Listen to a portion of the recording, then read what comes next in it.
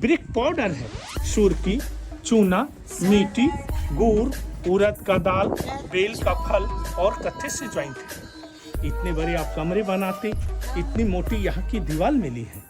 जब खोदे गए तो टेम्पल लाइन मिले, ये हॉस्टल लाइन मिला, हॉस्टल के आगे ऊंची प्लेटफार्म। तो नालंदा का जो प्रसिद्ध खंडहर है वो यही है, यहाँ से ऐसा एंटर होते हैं हम लोग। और ये रहा पूरा खंडहर इनका। टिकट और फिर देखते कितना रुपए का पड़ रहा है। जा रहे हैं। मेरा नाम हुआ डॉक्टर रंजन कुमार। मैं भी पीएचडी हूँ मगध यूनिवर्सिटी बोधिया से, टूरिस्ट डिपार्टमेंट से अप्रूव टूरिस्ट गाइड हूँ सर। ओके, आपका नालंदा में स्वागत है। ये हम लोग नालंदा प्राचीन यूनिवर्सिटी को देखने आए, जो आज से 1600 ईयर्स ओल्ड यूनिवर्सिटी ये नालंदा है, 1600 वर्ष पुरानी। इसकी स्थापना 5th सेंचुरी एडी में मगध देश के राजा सम्राट कुमार गुप्त ने ये विश्वविद्यालय को बनाए थे। गुप्ता पीरियड यूनिवर्सिटी नालंदा है। उस समय पूरे विश्व में 3 यूनिवर्सिटियां थी, तक्षशिला, नालंदा, विक्रमशिला। तक्षशिला अभी पाकिस्तान में है, विक्रमशिला भागलपुर जिला बिहार में है। ये नालंदा बौद्ध यूनिवर्सिटी थी। तीनों हमारे भारत में ही थे। इसी वजह से भारत को जगत गुरु कहा गया। पूरे संसार को ज्ञान भारत ने दिया। जब ये नालंदा विश्वविद्यालय बनाए गए थे 5वीं सदी में, उस समय यहाँ फर्स्ट चीन यात्री फाहियान आए थे। फाहियान गुप्त डायनेस्टी में आए, लेकिन नालंदा के बारे में कोई हिस्ट्री को नहीं लिखा। 7th सेंचुरी एडी में हर्षवर्धन डायनेस्टी थी। उस समय यहाँ सेकंड चीन यात्री हुएनसांग आए। हुएनसांग इस यूनिवर्सिटी के स्टूडेंट टीचर रहे। हुएनसांग ने पूरी नालंदा की डायरी को लिखा है। उनकी डायरी का नाम है शिउकी। शिउकी का हिंदी हुआ भारत यात्रा वृत्तांत। वो पूरे भारत का यात्रा किए, उसमें नालंदा का वर्णन किए कि नालंदा का एरिया 7 माइल लंबा, 3 माइल चौड़ा था, यानी 10.5 किलोमीटर लंबा, 5 किलोमीटर चौड़ा था। इसके 4 मुख्य दरवाजे थे, चारों 4 दिशाओं में थे। मेन दरवाजे पर जो गेट कीपर होती, वह द्वार पंडित के नाम से जाने जाते। जो भी स्टूडेंट यहाँ एडमिशन के लिए आते, उनका टेस्ट इंटरव्यू द्वारपाल ही लेने के बाद उनकी एडमिशन होता।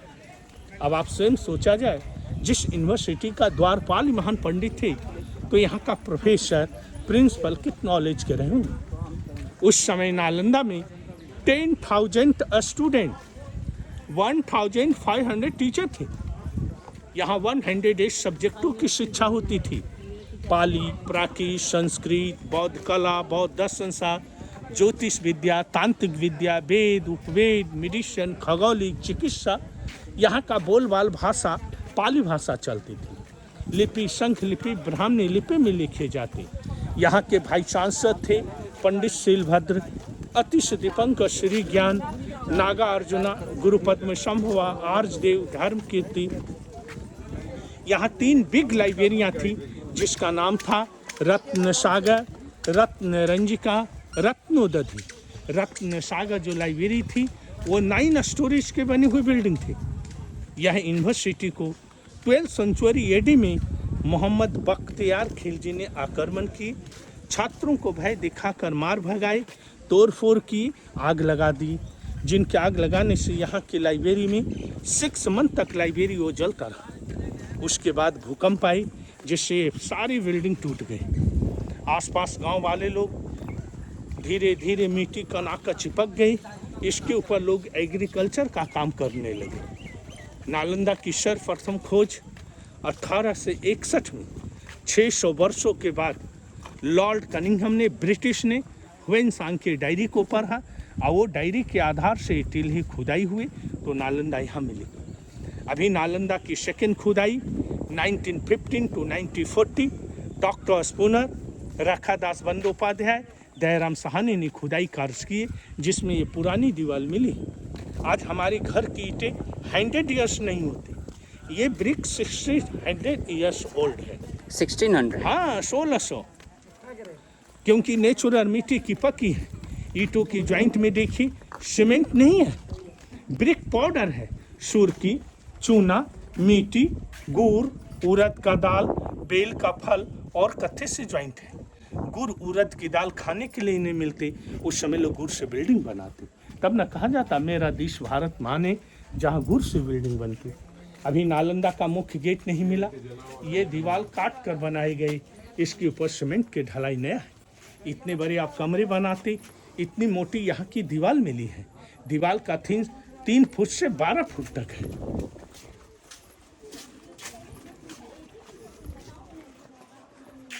ये हम लोग भूकंप से ऊपर है। यहाँ जब खोदे गए तो ये ग्राउंड लेयर का हॉस्टल कमरे मिले, गुप्ता डायनेस्टी का। उस समय का ये वो रोड था, अभी रोड ऊपर हो गया। जब ये कमरे थे तो इसमें एक स्टूडेंट रहते, इनके निकलने के लिए वो डोर होते, वो कॉरिडोर होते, इसके ऊपर रूफ होती थी वुड एंड ब्रिक्स, और रूफ में ही खिड़कियां होते, स्काईलाइट वेंटिलेटर सिस्टम। लेकिन छत सारी टूट गई। सेकेंड राजा हर्षा डायनेस्टी हुई, पुरानी बिल्डिंग को मड से कवर कर दी, इसी के ऊपर रीबिल्ट बनाई गई। पाल राजाओं ने इसके ऊपर बनाए। ऐसे 11,500 कमरे थी, अभी 330 कमरे मिले हैं, जो आगे चलकर देखेंगे।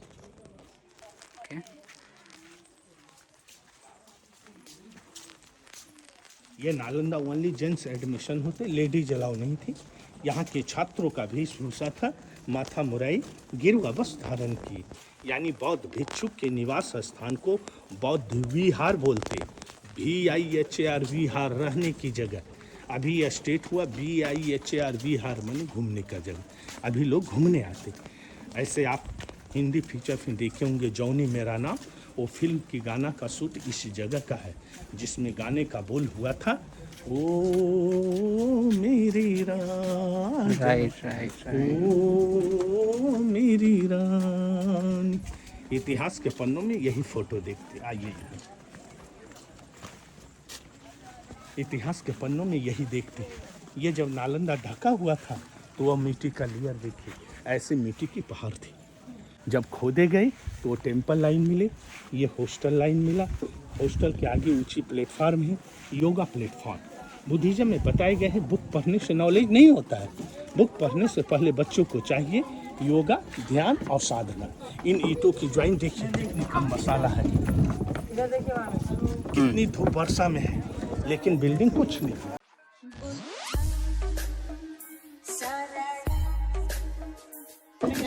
बुद्धिज्म में 2 यान होते हैं, हीनयान और महायान। तो ये महायान यूनिवर्सिटी थी। इन 2 ताकों में बुद्ध की मूर्तियां होती थी। जो छात्र हॉस्टल के अंदर आते बुद्ध को नमस्कार करते। ये दरवाजे लकड़ी के होते, दरवाजे लगाने की सिस्टम। ये देखिए, आग लगने की पहचान है कि इन बिल्डिंग में आग लगाए गए। अभी तक लाइब्रेरी नहीं मिला है, हॉस्टल मिले।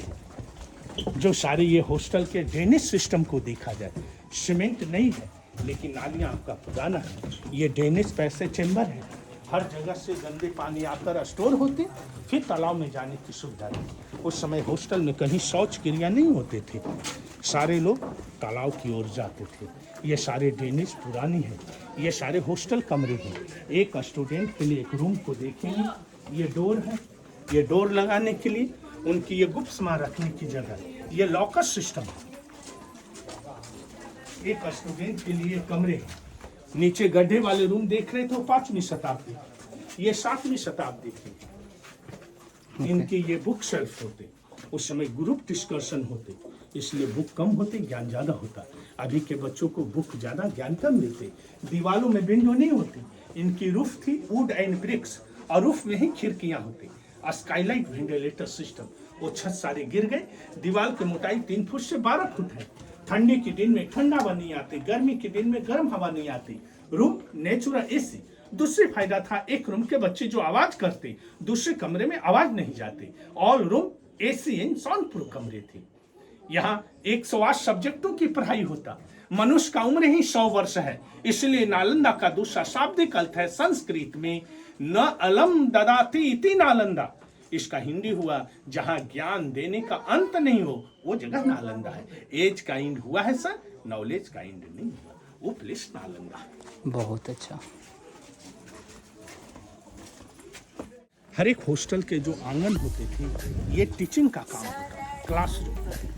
और क्लासरूम में ये ऊंची स्थान देख रहे हैं, ये टीचर का स्थान से बोलते बुद्धम शरणम गच्छामि। ये इस तरह से जो होते हैं ना, ये बुद्धिज्म में भी होता है। और ये महायान यूनिवर्सिटी थी, मूर्ति पूजा किए जाते।